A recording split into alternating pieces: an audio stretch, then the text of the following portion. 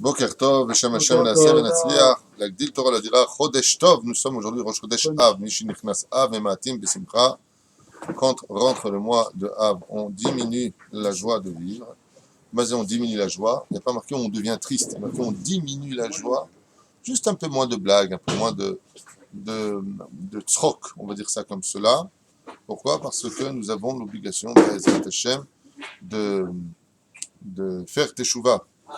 Nous avons l'obligation de faire Teshuvah, et la Teshuvah est quelque chose de sérieux. J'ai donné on est vendredi, j'ai dit ça. On est le 17, j'ai dit ça, le 17 juillet. Bon, le méchant est Rosh Chodesh Av, Be'ezrat Hashem, et c'est pour cela que Bisiata d'Ishmaïa, nous avons le mois de Av qui annonce Elul Ba. Comme c'est marqué ici à propos de la paracha de Matot, on commencera directement par Matot, même si on n'a pas fait Rabbeinu ce matin parce qu'il est assez tard, on va dire ça comme ça.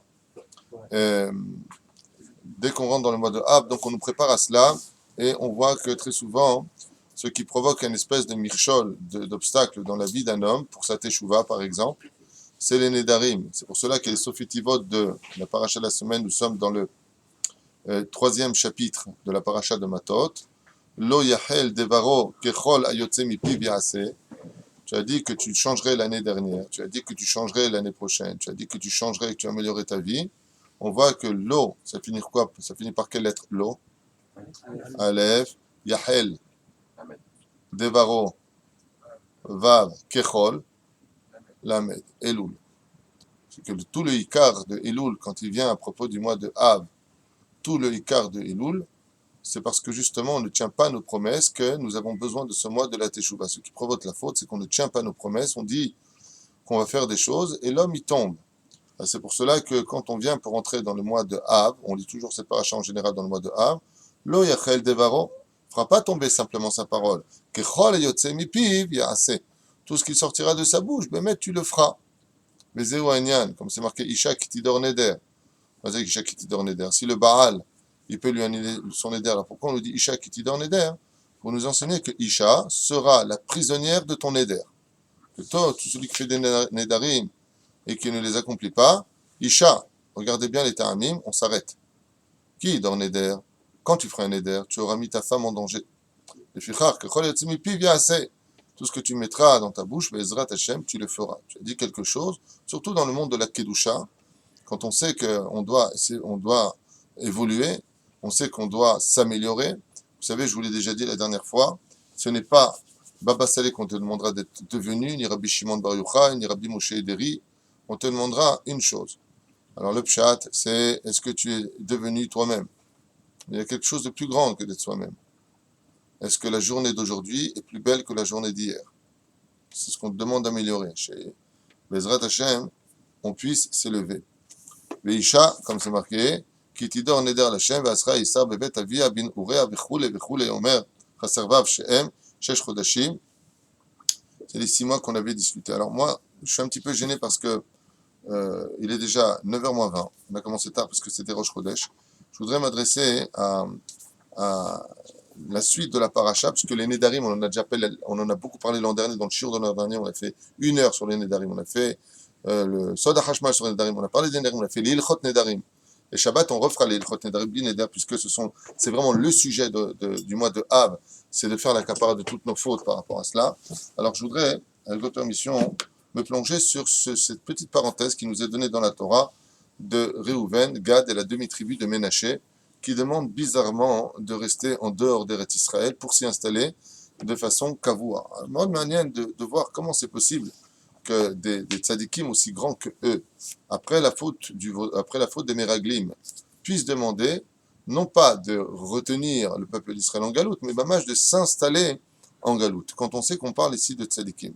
Alors, il y a 2 options. Il y a une option qui est positive, qui est élogieuse, et on va la voir tout de suite, et puis il y a une option d'explication qui est par contre, elle, critique, et qui d'ailleurs démontrera dans la colère d'Hachem que les premières tribus à partir, ce seront d'Afka à être dégagées, à être perdues, ce sont d'Afka ces 2 tribus-là. Donc d'un côté, on voit qu'il y en a chez Mefarshim Oto les Shevach, mais Yeshnam chez Mefarshim Otam les Gnaï. Il y en a qui disent que Béhémet c'était de vrais tzadikim, mais ils avaient une intention qui est Kulo Leshem Shamaim. Et il y en a qui disent Mamash que non. Et on verra dans le texte que dans leur façon de dire les choses et de faire les choses, tu peux le traduire aussi de deux façons. Alors voilà. C'est-à-dire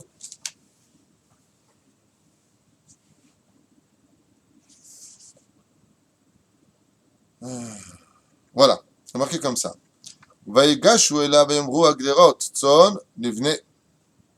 Ils ont demandé à Moshe Rabbeinu, maintenant qu'ils doivent rentrer en Eretz Israël, de rester de l'autre côté du Jourdain et de fabriquer leur ville. Donc ils sont venus vers Moshe, ils lui ont dit, Vaïgashu elav yamru agderot tzon nivne lemiknenu po, va'anachnu nahalin asim. Perouche Adavar, nous allons nous installer ici. Pourquoi? Parce qu'ils ont dit à Moshe qu'ils avaient énormément de troupeaux, énormément de pâturages. Et alors, où est le problème? On sait qu'en Eretz Israël, on n'a pas le droit, al-pi halakha, de faire grandir des troupeaux de bétail. Pourquoi? C'est halakha lemaaseh, Shulchan Aruch. Asur legadel tzon. Pourquoi? Parce qu'ils vont manger l'herbe, ils vont brouter l'herbe. Et alors, c'est bien. Le problème, c'est qu'ils broutent et ils broutent avec la racine. Ce qui fait que si ils étaient rentrés en Eretz Israël, regardez les Shem Shemaim, ils ont tellement de troupeaux, là on parle de millions de têtes de troupeaux dans le désert. Regardez un petit peu les nuages, comment ils étaient bondés d'animaux. Okay? Ils rentrent en Eretz Israël, ils ont des millions de têtes. Ils disent, nous on a tellement de troupeaux qu'on risquerait de rendre Eretz Israël Mecho Eret. Donc c'est bien. C'est bien. Le fait, mais c'est halakha, Shulchan Aruch. Donc on a besoin de rester en dehors d'Eretz Israël. Aval asur la gour bechutz laaretz. Arrête, toute la Torah nous a été donnée pour être vécue d'Afka en Eretz Israël. D'Afka, comme le dit Rashi sur place, dans la... Bon, je ne vais pas revenir là-dessus, on a déjà parlé, non, mais chané, on avance. Perouche Adavar que là, il demande de rester, sous prétexte de rester là-bas. Aval lama behemet, il dit comme ça. Hasidim sabrim al baal sfat emet ki beoto yel. Juste un instant. Juste un instant, je crois que j'ai avancé ici. Ah voilà, c'est ça. Au Mikne Rav, Aya, Livne Reuven ou Livne Gad, donc ils avaient beaucoup de troupeaux. Il dit comme ça, Mikne. Ça veut dire quoi, Mikne en hébreu? Un troupeau, mais ça vient de la racine Kana. Ça veut dire quoi? Kinyan. C'est-à-dire, c'est un achat. Ils avaient du commerce. Kinyan Aya la M. En réalité, Kinyan, c'est pas simplement du commerce. Kinyan, ça veut dire avec son Rav. Quand tu viens et que tu demandes à une personne d'être ton Rav officiel, tu as fait ce qu'on appelle Kinyan Rav. Quand tu épouses une femme, tu fais Kinyan Isha. C'est-à-dire?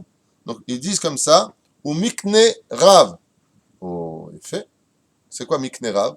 Ça veut dire dans le Pshat, nous avons beaucoup de troupeaux, mais eux, c'est pas du tout leur kavana, il dit ici. Qu'est-ce qu'ils ont appris? Moshe Met Yehoshua Machnis. Et deux tribus ennemies vont dire, enfin deux tribus, ensuite la demi va se rajouter à eux, avec chez nous Kinyan. Mazé à Kinyan. C'est Moshe Rabbeinu. Au Mikne Rav. Nous avons acheté un Rav, nous avons un Rav. Et pour son Rav, on a le droit d'aller avec lui, comme c'est marqué dans les villes de refuge, dans la paracha de Mas'é, Matot Mas'é, les villes de refuge. Si le Rav, par exemple, il a été accusé d'avoir tué par inadvertance, il partait dans les villes de refuge, et qui partait avec lui? Tous ses élèves. Et pourquoi ils n'ont rien fait? Aval yesh mikne Rav, yesh kinyan Rav. Maintenant, eux, ils ont un problème. C'est que Moshe Rabbeinu va rester maintenant de l'autre côté du Jourdain. Ar'eni et haaretz tova, montre-moi cette belle terre avec mes yeux. Et ils disent Aval yeshanu ba'aya, ma ba'aya. Moshe Rabbeinu, ata kinyan lanu. Tu es notre Rav. Là où tu vas, on va. Kinyan alalem, mikne milshon kinyan, vera milshon aselecha Rav. Nous avons un Rav. Ah, dvukim ayu me'od be Moshe Rabbeinu. Et pour eux, c'était hors de question qu'ils laissent tomber leur Rav. Maintenant, Bémet, il y a Eretz Israël. Maran Arav Kook avait l'habitude d'expliquer. Pourquoi vous rigolez comme ça? Ah, Tedvav Yudzaïn. Non, mais même si je prends là-bas Bezrat Hashem et qu'on déménage à Yudzaïn ou Tedvav, on gardera ici Blineder. On s'arrangera pour que je sois ici et là-bas. Je ne sais pas comment, mais veuillez rester concentrés, s'il vous plaît. Je n'avais aucune allusion à moi dans l'histoire. Putain, je vois en train de sourire comme ça sur le côté. Yesh Kinyan. Avalachen Omer Po. Il y a de très bons rabbanim. Mais ils ne sont pas tunisiens. Rav Milshon, assez les Rav. Tu as un Rav, ne le lâche pas. Donc eux, ils disent, oui, on est intéressé de rester avec Moshe Rabbeinu. Maharan Rav Kook, il dit, pourquoi Bémet Moshe Rabbeinu, à la Shalom, j'avais pris ça à l'époque à l'Yeshiva du Machon Meir, Pourquoi lui n'est pas rentré en Eretz Israël? Il y a beaucoup de raisons à cela. Et une des raisons qui m'avait été apportée au nom du Rav Kook, c'était que Moshe Rabbeinu avait une telle Torah en lui, une telle grandeur, que Eretz Israël, à cette époque-là, ne pouvait pas le comprendre lui. Je ne sais pas si vous comprenez ce que je... C'est comme si je vais verser 1 litre d'eau dans 50 millilitres. Donc, qu'est-ce que Moshe Rabbeinu, si vous avez compris? Il est débordé, ma sortie. Non, il débordait. Il est débordé. Ouais, donc qu'est-ce qu'il est, Moshe Rabbeinu? Il est Eretz Israël. C'est bizarre parce que ce langage-là a déjà été employé par Rabbeinu Nachman mi Breslev, Zecher Tzadik Vekadosh Ibracha, qui dit dans Chaim Moharan de ne pas hésiter à venir sur sa tombe le jour de Rosh Hashanah parce qu'il est à lui tout seul Eretz Israël. On a vu 2 fois ce langage. Rabbeinu, il dit « Je suis Eretz Israël ». Les Chachamim nous disent, quand tu rentres dans une bête à Knesset, même en galoute, quand tu rentres dans la bête à Knesset, c'est comme si tu rentres en Eretz Israël. Il y a cette notion, attention, ça ne veut pas dire que tu restes en galoute maintenant, je vis dans la synagogue. Dans le bedeau d'une synagogue, il vit en Israël toute sa vie. Non, c'est l'obé Rosh Hadavar. L'amrot, il y a aussi marqué qu'il ouvre d'Avodazara, c'est comme si il fait Avodazara, le méchané. Alors juste pour comprendre qu'il y a des lieux, il y a des endroits, quand quelqu'un garde la Gdusha avec lui, il y a la Shrina qui part, comme c'est marqué, Vaïv Gaba Makom pour Yaakov. Yaakov sort d'Eretz Israël pour aller là-bas, il se retrouve dans une situation désobligeante vis-à-vis de ses obligations, ça lui coûtera la vie de sa femme, parce qu'il a tardé à revenir. C'est parti, d'accord, mission, mais reviens vite en Israël. Mais eux, ils ne parlent pas de ça.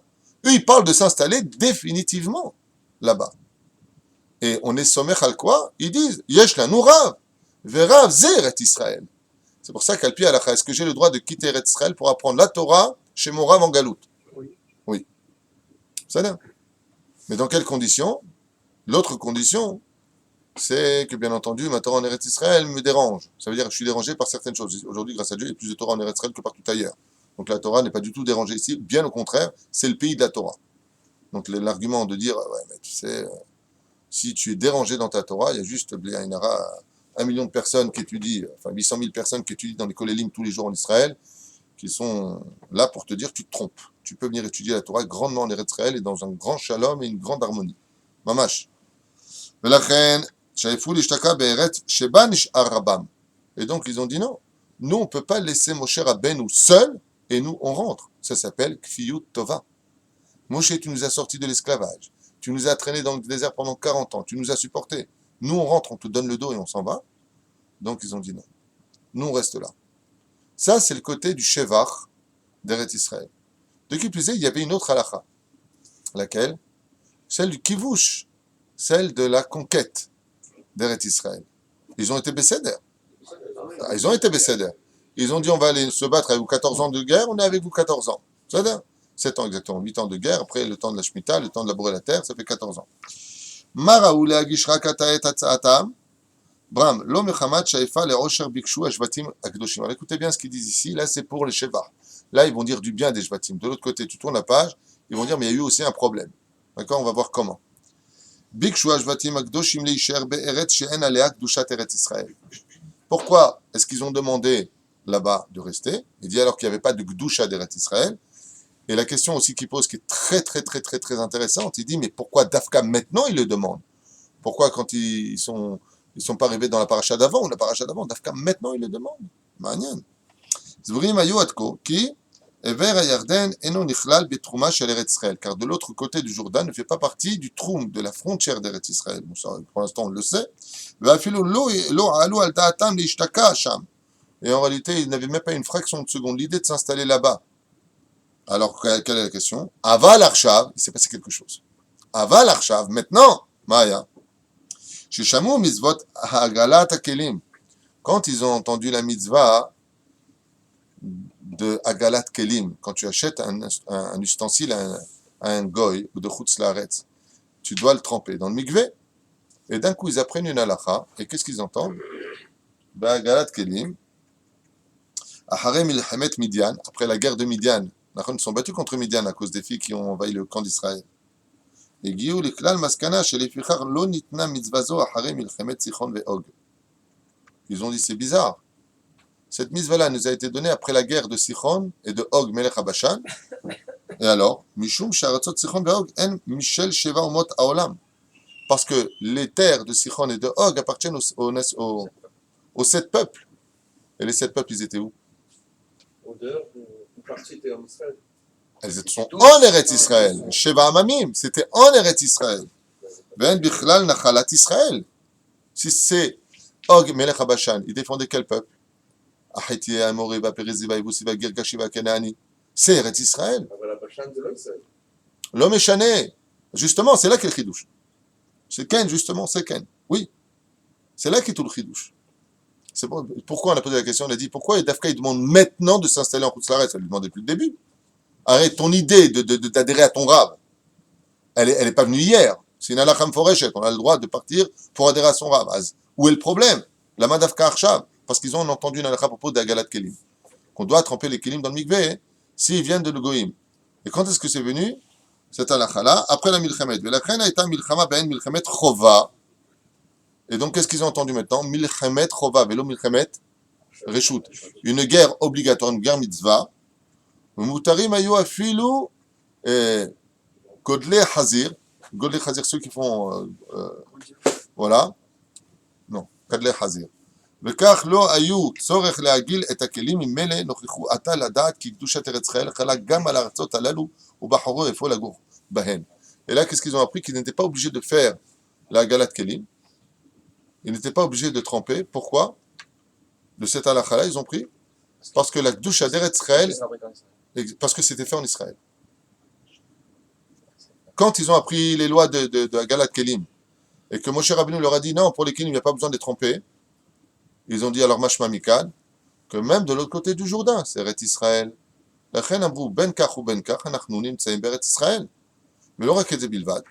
Du fait maintenant qu'ils soient rentrés en Eretz Israël, יחבוש את ארץ ישראל pour conquérir Eretz Israël, qu'ils soient retournés de l'autre côté, יקדישו את המקום וזה כן נהפך להיות ארץ ישראל. C'est pour cela que la Gemara nous dit dans Masechet Ktubot, à la page 111 Amoud Aleph, tout celui qui est enterré en Syrie, כאילו נגבר בארץ ישראל. זהו, אבל זה לא ישראל, אבל זה חל עליו כמו אילת. Ce que je viens de dire. Non, et là, tu peux pas dire ça.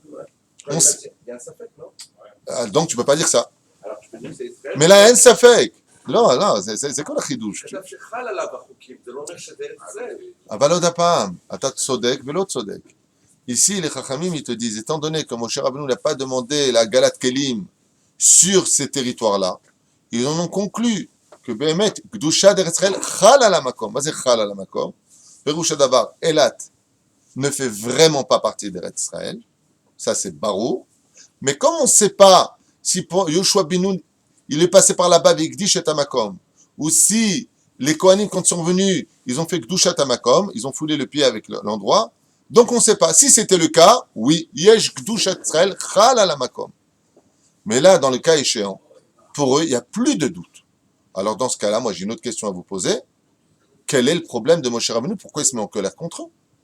Le pshat, on l'a dit l'an dernier, vous connaissez. Quoi? Vos frères vont aller se battre et vous restez là? Temps mort, quitte à Aleph. On augmente le niveau. Quel est le problème de Moshe? Attendez, moi, je vais prendre une chose. Qu'est-ce qui leur fait dire que d'être en Jordanie, c'est aussi kadosh que d'être en Israël? Mais c'est ce qu'ils ne savaient pas, c'est ce que leur a fait découvrir Hachem dans la Galat Kelim, justement pour le fait de tremper les Kelim. C'est pour ça qu'il dit, mais pourquoi Dafka à ce moment-là? Parce qu'à ce moment-là, Moshe Rabbeinu a dit, non, les Kelim, c'est pas la peine de les tremper. Il dit, pourquoi? Il dit, qu'ils échappent Eretz Israël. Je dis, alors très bien, dans ce cas-là, si... Ah, même les Kelim qui étaient en... Donc, juste une question. Donc, d'une autre façon. Là. Moshe Rabbeinu, il est enterré où? En Jordanie. Eux, justement, ils voulaient le faire. Peut-être en Jordanie. Alors, Moshe Rabbeinu, selon ce qu'on est en train de dire, Bémet, il est rentré, oui, en Eretz Israël. Mashma Mik. Alors, c'est contradictoire. Alors, pour ça, il faudrait ouvrir la Gemara pour voir que ce n'est pas tout à fait contradictoire. Il y a par exemple, il y a une langue qui est Kadosh, et puis il y a des langues qui sont les dérivés de la Kedusha. Il y a l'araméen et le grec. Si tu écris des tefilines en grec ou en araméen, tes tefilines sont cachères et ton Sefer Torah est cachère et ta mezouza est cachère et tu peux faire la balacha dessus. C'est pas de l'hébreu. Ou en grec ou en araméen. Mais la racine, c'est la même. Aleph, Bet, Gimel, Dalet, Alpha, Beta, Galma et je sais pas quoi. Alpha, Beta, j'ai pas envie de dire le matin, fils bar, je vais me casser les dents. Aval, c'est le même alphabet, c'est la même racine. C'est pareil en araméen. Donc, Mashma Mikan, Yesh Eretz Israël Goufa, vient un Shulaim d'Eretz Israël. Eux, maintenant, ils veulent s'installer dans le Shulaim. Et tu as raison quelque part, parce que quand Nebuzradan est venu les disperser, il y a marqué, mais vers la Yarden. Ça s'appelle Eretz Israël, mais de l'autre côté du Jourdain. Mais n'oublie pas un détail. Comme pour la Babylonie, comme pour la Syrie, il y a marqué Mamash dans la Gemara que Ilou, Mazé Keilou, Yesh Bezé Mamash Gdusha d'Eretz Israël. Dans certains cas. C'est Keilou. Enfin, même si tu vas dire Keilou. Bon, ici, la vérité, c'est un peu long à lire, mais ramène une autre preuve par rapport au Kibouch. Parce qu'il y a marqué dans la Torah, là où fouleront vos pieds, la Gdusha de vos pieds fera de cet endroit-là Eretz Israël. Donc, on le sait. Maintenant, je vais vous dire la vérité, des vérités. Tout ça, c'est un petit peu bizarre. Parce que Eretz Israël, la Gemara, elle est fourréchette dessus. Il a fait, elle fait 400 pas. C'est beaucoup plus grand. Alors, Chazak Obaro, seulement il faut le mériter. La vraie grandeur d'Eretz Israël, c'est pas du tout le bout de fromage qu'on nous a fait en gruyère avec tout ce qu'on a donné aux Arabes. Pas du tout. Le vrai Eretz Israël, c'est Arba Meot Parsa, Al Arba Meot Parsa. 1600 km sur 1600. 1600 km sur 1600 km. Ça, c'est le vrai Eretz Israël. Enfin, vous verrez quoi aujourd'hui? Jordanie. Alors là. On est 200 sur 450. Hein? Actuellement, on est 250 sur 450. Ouais, ben, c'est pas le vrai Eretz Israël. Donc maintenant, juste un instant. Vous voyez bien qu'en réalité, pourquoi dans ce cas-là, on n'a pas cet Eretz Israël de la Bible? Parce qu'il faut le mériter. Mais Bezrat Hashem, ça, je sais que je vais peut-être choquer des gens, mais vous savez que le Liban fait partie d'Eretz Israël? Au-dessus de Damas. Au-dessus de Damas, Damesek. Va y avoir Eliezer Damesek. Le jour où tombera Damas, ce sera la Géoula. Mais Vadaï, le Liban fait partie d'Eretz Israël. Mais ça, c'est pas à nous de le faire. Viens, le Melech HaMashiach, le Messie va venir, il va s'occuper de ce problème. Illico presto. Non, mais quand vous dites que le Liban fait partie des Et vous verrez qu'il n'y aura même pas besoin de guerre ou de quoi que ce soit.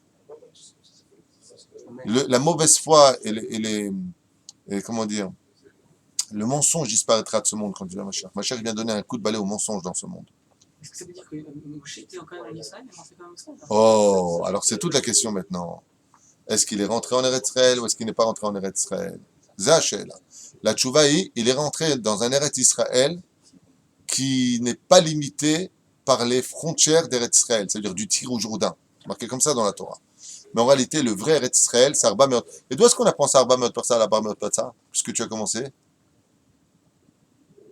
Le peuple d'Israël a une mère et un père. Je finis. Écoute d'abord la question de Sadik. Eretz Israël a une maman et il a une fiancée. La fiancée d'Eretz Israël, c'est Dior. La fiancée du peuple d'Israël, comment elle s'appelle? La femme d'Eretz Israël. C'est Eretz Israël. Et c'est qui ça, Aram? Mitzrayim. Combien elle fait Mitzrayim? On apprend ça à Arba Meot Parsa, de la plaie des grenouilles. Là-bas, elles ont défini Mitzrayim, Osa Arba Meot Parsa. Pourquoi la Gemara nous dit que Eretz Mitzrayim, pourquoi elle a engendré le peuple d'Israël? Parce qu'elle a les mêmes mesures spirituelles pour concrétiser le fœtus qui est le peuple d'Israël qui s'est concrétisé là-bas. Et quand il a couché, il les a envoyés directement vers Eretz Israël. Et la serviette pour nettoyer la saleté, c'est l'étude de la Torah. C'est le mashal qui est donné par les Chachamim. Mitzrayim, elle fait 400 sur 400 Parsa. Eretz Israël, Arba Meot Parsa. Donc selon ce calcul-là, on voit que maintenant le territoire, c'est de l'Euphrate jusqu'au Tigre. Mais de l'autre côté, il y a Arba Meot Parsa. Et c'est ce qu'ils disent, eux, la tribu de Réhouven. Nous sommes dans ce territoire-là. Mais ce territoire-là, il faut l'irvosh autour. Il faut le mériter. Je veux compris cette histoire de mérite. C'est-à-dire qu'il y a le Eretz Israël qui est Kavoua, et il y a le Eretz Israël qui serait mérité. Donc il y a un Eretz Israël qui est Kavoua, et il y a un Eretz Israël potentiel. Potentiel, c'est-à-dire qu'une personne qui est au Liban actuellement, un juif, il n'a pas les... Ça ira plus loin que ça. Ça ira plus loin que ça, puisque à la fin des temps, qu'on viendra à la fin des temps, et ça c'est un événement qu'on est en train de vivre aujourd'hui pour celui qui vit en Israël, et celui-même qui vient en vacances en Israël, chose que j'ai du mal à dire dans ma bouche, venir en vacances en Israël. On est en vacances en Galoute éventuellement, mais on vit en Israël, d'accord, on est chez nous ici. Mais de tout temps, Yerushalayim, c'était la muraille de Jérusalem. L'Ir Ha'atika, la vieille ville, c'était Jérusalem. En dehors de cela, ça n'a jamais été Jérusalem. C'était les territoires d'autres peuples et d'autres tribus. Quand Baruch Hashem, Kavashnu, par exemple, quand on parle du roi David, la cité de David, c'est le Kotel. C'est tous les villages autour. Et d'ailleurs, comment s'appelle le village arabe en bas du Kotel? La vallée de David. Jusqu'à aujourd'hui. Hein. Ir David ou Emek David. Yesh veyesh. Ça le méchané.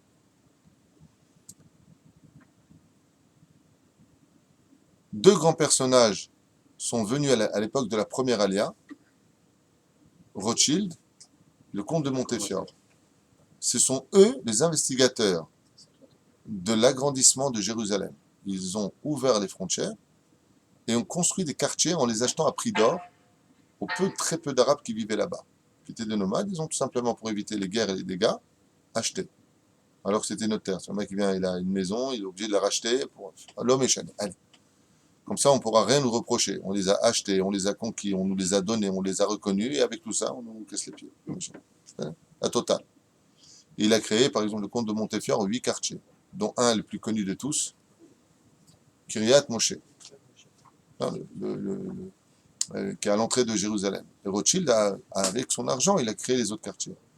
Et je ne sais pas si vous regardez, mais plein de yeshuvim aujourd'hui se sont créés autour, puis des villes, comme une qui s'appelle Ma'ale Adumim, qui est dépendante de Jérusalem. Et puis Ma'ale Adumim, c'est en train de se rapprocher des autres yeshuvim, comme là où vit le Rav Yad Ben Arouche, que Dieu le bénisse. Et puis, je ne sais pas si vous remarquez, mais la ville de Ashdod se rapproche de la ville de Ashkelon dans les constructions. Et la ville entre Ashdod aujourd'hui et Yerushalayim, il y a Beth Shemesh qui nous rapproche, qui devient de plus en plus bas. On met beaucoup moins de temps maintenant pour arriver d'une ville à une ville. Il va se passer quelque chose, c'est qu'à la fin des temps Mamash, tout Israël deviendra Yerushalayim. Et ce sera où Israël? Toute la terre. Donc tu vois que les frontières vont pas s'élargir à un potentiel. Et là, c'est-à-dire, excusez-moi de le dire à voix haute, mais c'est la thèse des Lubavitch. Je vois un Lubavitch, il dit, nous, Maïm Kibbutz Eretz Israël, qu'est-ce que tu fais? D'accord? Bon, ils vont te dire, mais nous, on est déjà installés. C'est bon, on est installé. Qu'est-ce que tu fais là-bas, toi? T'as rien compris ou quoi? Eux, ils se mettent au dessert avant de passer au plat. D'abord, il y a le plat, après le plat de résistance, après le dessert. Le dessert, c'est ce qu'il y a de matok. On dit, Melech HaMashiach Bezrat Hashem, et que la terre sera remplie de la connaissance de Dieu sur terre. Toute la connaissance de Dieu envahira le monde. Donc, il n'y aura plus besoin de persuader quiconque. Tout le monde aura le Hémet et tout le monde vivra le Hémet. Pas simplement le savoir. Il y a plein de gens qui savent le Hémet, mais ils vont faire mauvaise foi. Ils vivront ce Hémet. Il y a marqué dans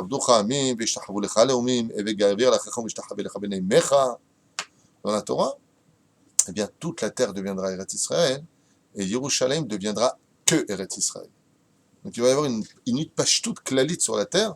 D'accord? Ça va un petit peu les envahisseurs, mais au contraire, un bonheur énorme pour les nations du monde, puisqu'on vivra dans une paix et un amour hors du commun comme jamais l'histoire ne l'a connu. Les juifs et les non-juifs, dans cette période, seront presque les meilleurs amis du monde. Il y aura une ardoute, une unité dans le monde, un amour de l'un pour l'autre, quelque chose il y aura même quelque chose d'unique, comme si c'était un seul corps. Dans le monde, toutes les étincelles du monde se réuniront. Ça, c'est quand viendra Mashiach. C'est pour ça que les nations du monde sont concernées par la venue du Mashiach, et le peuple d'Israël particulièrement, bien sûr. Mais ça, c'est l'Aït Pashtou d'Eretz Israël. C'est pour ça que les Lubavitch, qu'est-ce qu'ils te disent? Bah voilà, rue Petit, qui est une grande rue, on va rester là-bas. Mimélé, pourquoi? Parce que bon, vous allez partir, on va revenir. Vas-y, méchané. Puisque même là où on est, ça deviendra plus tard Eretz Israël. Un non-juif qui entendrait ça aujourd'hui dans mon cours, il dit, ils sont malades, ceux-là, c'est des envahisseurs. Il va aller voir Hollande. Fais attention, les juifs vont envahir le monde. Hein? Le complot sioniste. Non. Qui vivra verra, on verra. Si on a tort, eh ben, vous n'avez rien à craindre. Si on a raison, de toute façon, vous êtes gagnant aussi. Dans les deux cas de figure. Parce que là où il y a des juifs, il y a de la bracha. Donc automatique, il y a la bénédiction. Donc n'ayez pas peur. Les juifs n'ont jamais jeté de pierre ni en Tunisie, ni au Maroc, ni en Algérie. Par contre, on nous a ruinés et démunis. Juste une toute petite question sans rentrer trop après dans le sujet, mais est-ce que dans ce cas-là, il y aurait une mitzvah particulière par rapport au Khibouch d'être dans les Shtachim par rapport à Ashdod? Est-ce qu'il y aurait une meilleure mitzvah d'habiter à Malaodomim qu'on est en train de dire ou d'habiter à J'adore tes questions, mais c'est tellement hors sujet pour moi, mais j'adore. Et comme j'ai le souhait de te recevoir, hormis dimanche aujourd'hui, il dit, est-ce qu'il y a une plus grande mitzvah de vivre dans les Shtachim que de vivre dans la ville de Ashdod? Bah, d'abord, demande aux Arabes qui nous bombardent. Ils ne sont pas du tout intéressés par les Yeshuvim. Ils bombardent que Tel Aviv, Ashdod, Ashkelon, Jérusalem. On est beaucoup plus en sécurité dans les Shtachim que dans les villes. Sachez-le. C'est pas une blague. Au niveau des statistiques, on est beaucoup plus attaqué dans les villes, poignardé dans les villes, bombardé dans les villes que dans les Shtachim. Il y a beaucoup moins d'incidents. Quand il y en a un, il fait vraiment une grande... Ils sont rentrés, ils ont coupé des familles, ils ont fait des dégâts. Hachem est comme Damam. Que Dieu mamash venge nos frères. À Valki Karon, il y a une mitzvah toute particulière, Veyashevtem ba. Et la Mishnah donc nous dit, la Torah nous dit, tu t'installeras là-bas. Et sur ce, j'aimerais te répondre de façon très importante. La première, il y a lieu de faire particulièrement attention de ne pas mettre sa vie en danger. C'est une halakha du Rav Ovadia Yosef. C'est-à-dire, aujourd'hui, cette question-là, pour moi, elle est ambiguë, je vous l'ai dit. Pourquoi? Voilà, encore hier ou avant-hier, une arabe, après un poignard, elle a poignardé un soldat où? À Jérusalem. Jérusalem, c'est pas les Shtachim, c'est notre ville, c'est la capitale d'Israël. Donc, c'est un peu difficile pour moi quand on me dit ça. Mais par exemple, il y a un très très très beau yeshuv, je suis parti là-bas pendant 2 semaines, qui s'appelle Otniel. C'est une montagne qui surplombe Hebron. C'est très beau, très sympathique. J'ai failli me faire piquer par une tarentule d'ailleurs. Très très, enfin, une tarentule petite quoi. Pas, je sais pas, un truc bizarre avec 8 pattes et des poils qui me regardaient sur mon lit comme ça. C'est les yeshuv de Otniel, d'accord? Bon, mais tu descends là-bas, tu n'as pas le droit de rester seul à Alpi Halacha. Pourquoi? Parce que tu es sur un territoire hostile et de l'autre côté, il y a plein de villages arabes et eux n'hésitent pas, bien entendu, à t'agresser et vouloir te tuer. Donc, dans des cas pareils, est-ce que oui ou non, euh, on a le droit de s'y installer? Oui, mais on n'a pas le droit, dans certaines circonstances, de mettre sa vie en danger. Donc, le Rav Ovadia Yosef est clair dans ce domaine, Bevadaï, que la mitzvah, aujourd'hui pour moi, la plus importante, c'est ce que nous dit la Mishnah. Bemakom she'en ish, tishtadel yot ish. Dans un endroit où il n'y a pas d'homme, efforce-toi d'être un homme. Alors, je ne dis pas que c'est ce qui poussera la majeure partie des Israéliens et des Français à aller s'installer dans les territoires, mais au niveau pécunier, moi je vois bien Inara quand ils sont partis s'installer au Yeshuv de Kochav Yaakov, qui est une très grande ville. Aujourd'hui, c'est un très très grand Yeshuv qui rejoint de plus en plus Bethel grâce à Dieu. La maison a été vendue là-bas 380 000 shekels, 400 000 shekels, on va dire ça comme ça. Aujourd'hui, cette même maison vaut 1,6 million. Donc c'est vrai que c'était plus facile de s'installer dans les Yeshuvim, c'est ce qui a repoussé une grande partie des gens, et puis certainement des gens dits, entre guillemets, sionistes de la terre d'Eretz Israël qui vont s'installer là-bas. En ce qui me concerne, il n'y aurait pas de ville s'il n'y avait pas de Yeshuvim. Je pense que nous avons une énorme reconnaissance à donner et à avoir pour ces gens qui vivent dans les endroits hostiles, dits hostiles, même si dans l'absolu, on n'est pas plus en sécurité à Tel Aviv, à Jérusalem, que Kochav Yaakov, où il n'y a jamais eu pratiquement de problème du tout même. Il y a une ceinture de sécurité qui est complètement protégée, il y a une rôde militaire qui est constamment mise en application, et il peut y avoir des incidents sur la route comme il peut y en avoir ici. Et je rappelle qu'il y a eu beaucoup plus de morts l'an dernier, 673 morts sur la route, je crois, d'accidents de la route, que d'incidents et d'attaques sur les routes des Yeshuvim. Je parle de la route des autoroutes israéliennes. Hein. Donc remettons les choses dans un contexte de vérité et non pas utopique. Voilà. Il y a beaucoup plus de morts d'accidents de la route des gens qui ont roulé vite ou n'importe comment que de gens qui ont été agressés dans les voitures mitraillées. Selon la foi. Pour revenir aux 1600 km sur 1600 Donc km. juste, oui David, c'est une très grande mitzvah à mon goût personnel. Je n'ai pas de référence à ce que je dis, mais j'ai quand même donné des Mishnayot, mais c'est ma compréhension. Oui, bravo de tout notre cœur pour ceux qui vivent dans les Shtachim, qui concrétisent des villes, et je suis certain que leur salaire sera tellement incommensurable que Bezrat Hashem, nous aurons main dans la main créé ceux qui remplissent les villes et ceux qui remplissent les Shtachim. Bezrat Hashem, ce qui compte, c'est de remplir tout Eretz Israël, et plus il y aura de Juifs en Israël, plus il y aura la Géoula en Israël, plus il y aura de Bracha en Israël, le Kentichye Eretz Israël, Bezrat Hashem. Je donne un exemple, pourquoi oui, et je finis avec cette parenthèse pour te répondre. Quand nous avons des pourparlers, parce que tu sais comment ça se passe dans les pourparlers israélo-arabes, internationaux, c'est ce que ça veut dire.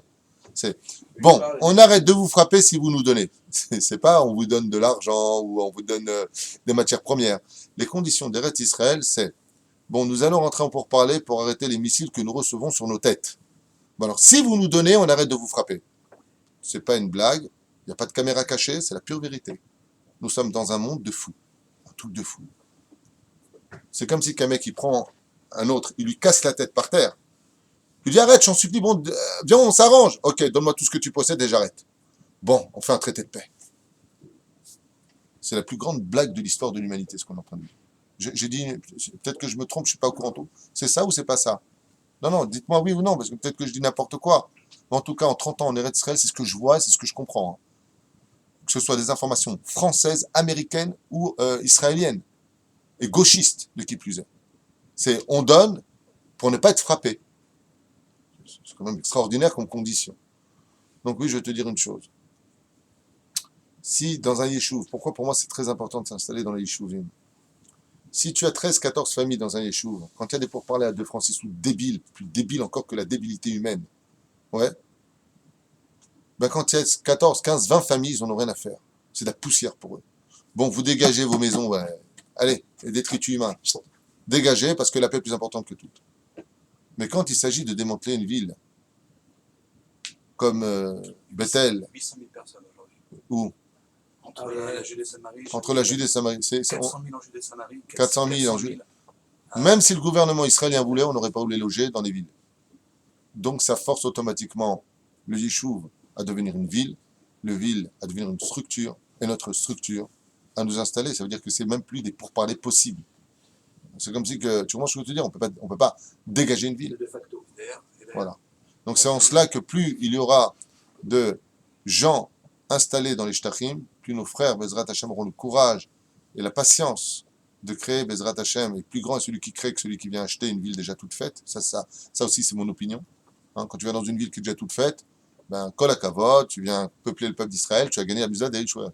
Mais quand tu vas dans un endroit où, comme tu as démarré avec mon frère, qui est parti s'installer, ils étaient 9 familles, et aujourd'hui, à Kochav Yaakov, ils sont 600 familles, je ne sais pas combien ils sont, Bevada, que leur mérite est énorme, et heureux celui qui l'a fait, puisqu'on a vu que le roi Ambri a créé la ville de Rishon LeZion, et pour cela, il a eu 40 ans de règne, de bonheur, de paix, de shalom, de briout et tana, de parnassa beshefa, alors qu'il était un raja. Alors comment c'est possible? C'est celui qui va créer. Plus grand est celui qui va créer que celui qui vient déjà s'installer où tout est construit. Chacun son mérite, chacun son mazal, et que Dieu bénisse tout le peuple d'Israël partout où il est. Je finirai juste avec, tant pis, je voulais faire la suite sur les villes de refuge, mais au moins, l'autre côté, qu'est-ce qu'on reprocherait réellement à la tribu de Réhouven et de Gad? Mais je pense que c'était important comme question pour notre génération aujourd'hui de comprendre un peu la réalité de ce qui se passe en Israël et d'arrêter de dire les pauvres Palestiniens, les pauvres ceci et cela. C'est dommage que vous ne voyez pas dans quelle voiture ils roulent. Dommage que vous ne voyez pas de l'autre côté Gaza les hôtels de luxe qu'ils ont qui dépassent ceux de Las Vegas, leurs villottes. Vous pouvez les regarder sur Internet. Oui, absolument.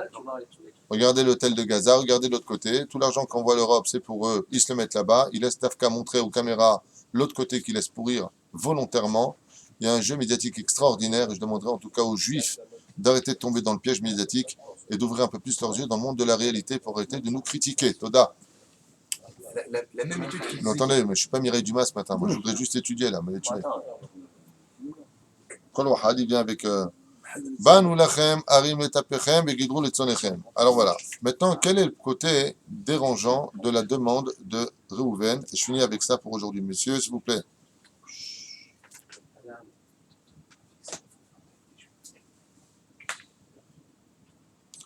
ויגישו אליו ויאמרו גדרות צאן נבנה למקננו ואנחנו להחלץ ועשים וכו' וכו'. Nous te demandons, mon cher Rabbeinu, de nous laisser en galoute, car nous avons beaucoup de troupeaux, nous avons beaucoup de choses matérielles, et nous avons besoin de nous installer ici afin de donner à manger à nos troupeaux, à nos bétails, et puis en même temps installer nos femmes et nos enfants.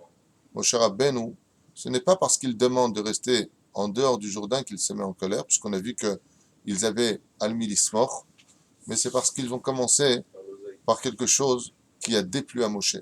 Quand tu viens t'installer quelque part, ne viens pas chas v'shalom comme c'est marqué ici, écoutez bien. Adam shemechavev et amamon.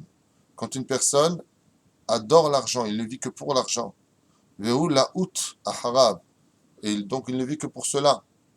En latet imun bidvarenu. Tu n'as pas à donner d'émouna dans ce qu'il dit dans sa bouche.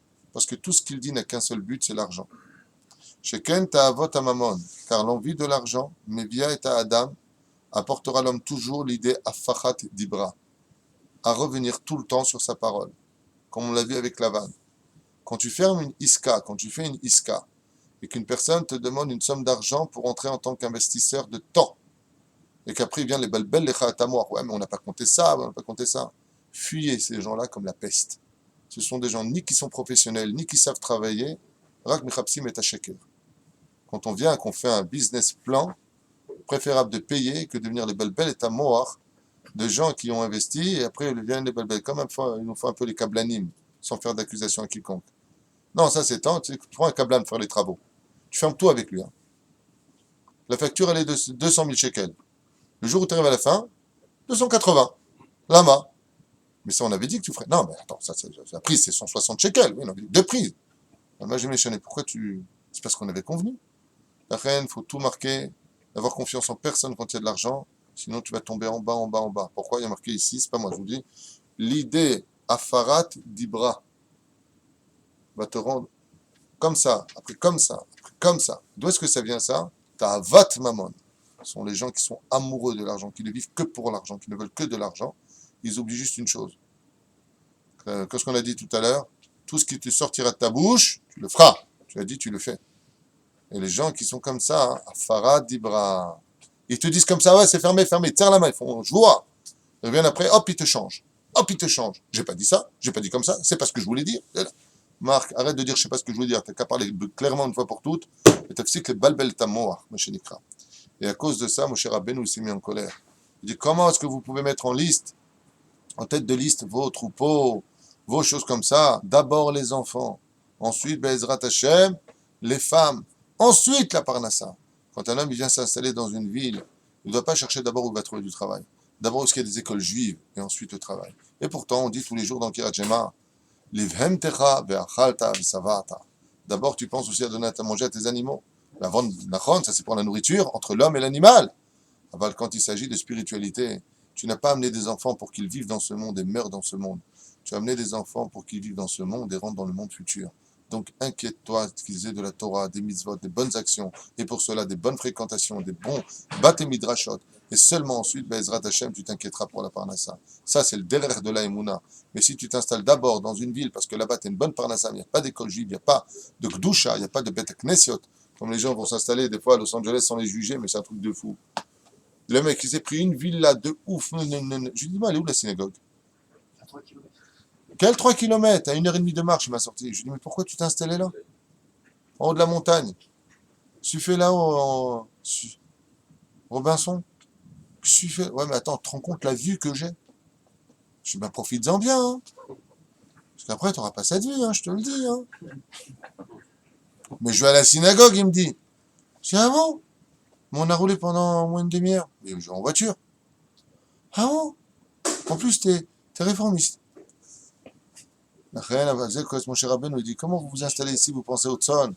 D'abord, vous auriez dû me dire, comme il a fait Yaakov Avinu quand il a envoyé Yehuda en Galoute, qu'est-ce qu'il a fait? Va me construire, Baté Midrash, Mais non, va me construire une maison, j'arrive. Ouais. Pour ça, j'adore quand viennent nos petits juifs, Baruch Hashem, ils font leur alia. Ils viennent dans la ville d'Agen, ils disent, où est-ce qu'il y a des écoles, on peut apprendre la Torah bien comme il faut ici? Ah, j'adore. Bien se renseigner d'abord pour l'école juive. Où est-ce que va grandir mon fils? Où est-ce qu'il y a de la Torah? Comment je peux le récupérer, qu'il ait du savoir-vivre? A fait. Et ensuite, après, il dit, bon, qu'est-ce qu'on peut faire? Et là, je réponds, on fait rien. Tu travailles, tu perds de l'oseille, tu travailles pas, t'en prends pas, mais au moins tu perds pas. Je plaisante, hein, Baruch Hashem, Israël va très très bien financièrement, Baruch Hashem. Il n'y a que du bonheur. Baruch Adonai Olam Amen.